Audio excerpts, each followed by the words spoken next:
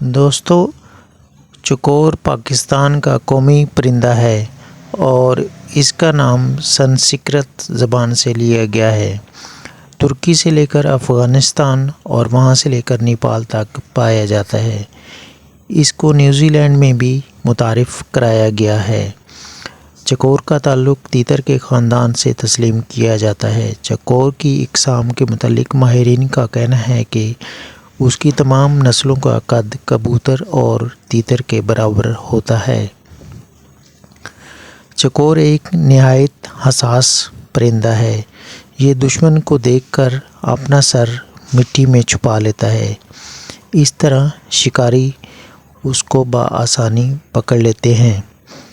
پرانے زمانے میں شکاری اس کو پکڑنے کے لیے جو کے آٹے کو شراب میں گوندھ کر رکھ دیتے تھے، جس کو کھانے سے چکور بے ہوش ہو جاتا تھا اور شکاری بآسانی اس کو قابو کر لیتے۔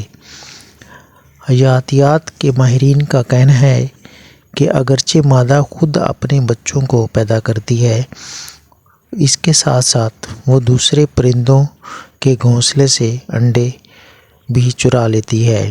کہتے ہیں کہ جب مادہ میں بچے پیدا کرنے کی خواہش پیدا ہوتی ہے تو وہ اپنے آپ کو مٹی میں چھپا لیتی ہے، جس کی حرارت سے وہ بغیر کسی نر کے حاملہ ہو جاتی ہے۔ بعض ماہرین کا کہنا ہے کہ وہ نر سے ایک مخصوص خوشبو سے حاملہ ہوتی ہے۔ اگر دو نر اکٹھے ہو جائیں تو وہ مادہ کو حاصل کرنے کے لیے آپس میں خوب لڑائی کرتے ہیں۔ جب طاقتور کمزور چکور پر قابو پا لیتا ہے تو پھر وہ مادہ کو حاصل کرنے کی کوشش کرتا ہے۔ یہ ایک عجیب و غریب پرندہ ہے۔ نر اور مادہ الگ الگ گھونسلے بناتے ہیں۔ مادہ انڈے دے کر ایک خاص وقت تک ان پر بیٹھتی ہے تاکہ انڈوں سے بچے بننے کا عمل مکمل ہو سکے اور نر انڈوں کو الگ سیتا ہے۔ اسی طرح وہ بچوں کی پرورش بھی الگ الگ کرتے ہیں۔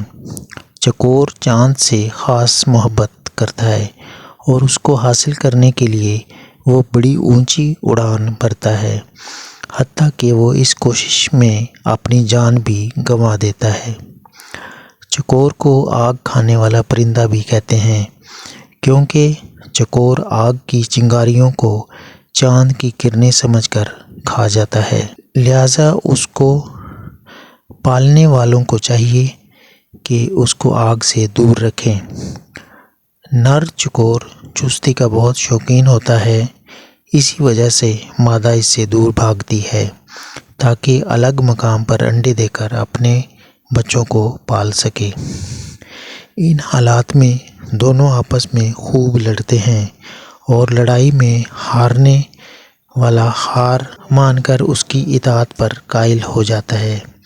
ایک چکور کی زندگی 15 یا 20 سال تک ہوتی ہے۔ چکور ایک بڑا چالاک پرندہ ہے اور انسانوں کو اپنے ہم مثل کی آواز سے دھوکہ دینے کی کوشش کرتا ہے۔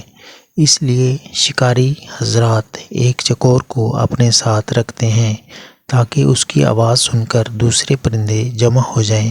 اس طرح شکاریوں کو شکار کرنے میں آسانی ہوتی ہے۔ کہا جاتا ہے کہ ایک دفعہ سلطان محمود غزنوی کے پاس ایک آدمی ایک چکور لے کر آیا جس کی ایک ٹانگ ٹوٹی ہوئی تھی۔ اس کے باوجود اس آدمی نے سلطان کو اس کی قیمت بہت زیادہ بتائی۔ سلطان نے حیران ہو کر پوچھا، اس کی ایک ٹانگ بھی ٹوٹی ہوئی ہے، پھر بھی اتنی زیادہ قیمت؟ تو جواباً اس شخص نے بتایا کہ دوران شکار یہ چکور میرے ساتھ ہوتا ہے، اس کی آواز پر بہت سے چکور اکٹھے ہو جاتے ہیں اور میں آسانی سے ان کا شکار کر لیتا ہوں۔ سلطان نے اس شخص کو قیمت دے کر اس چکور کو ذبح کر دیا۔ شکاری کہنے لگا، سلطان، اس کی کیا وجہ ہے؟ یہاں پر سلطان نے تاریخی الفاظ کہے کہ جو دوسروں کی دلالی کے لیے اپنوں سے غداری کرے اس کا یہی انجام ہونا چاہیے۔ پرانے زمانے میں چکور کے پر کو جلا کر اس کا سرما استعمال کرنے سے آنکھوں کی مختلف بیماریوں مطلب آنکھوں کا دھندلا پن، انفیکشن وغیرہ میں افاقہ ہوتا تھا۔ اور چکور کی چربی ماضی میں لوگ لکوے اور مرگی کے لیے بطور دوا استعمال کرتے تھے۔ ارسطو کے مطابق اگر کسی کو شدید بخار ہو اور وہ چکور کے پر کو روغن بادام میں ڈبو کر ناک میں لگائے تو اس کا بخار ٹھیک ہو جائے گا۔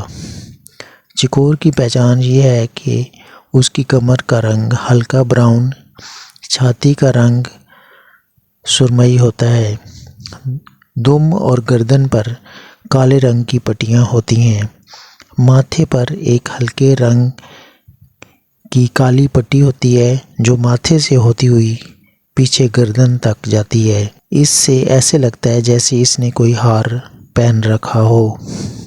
اس کی دم میں 14 پر ہوتے ہیں۔ چکور ہمیشہ اونچی بلند چٹانوں پر بسیرا کرتے ہیں جو کہ تقریباً 16,000 فٹ تک بلند ہوں۔ پاکستان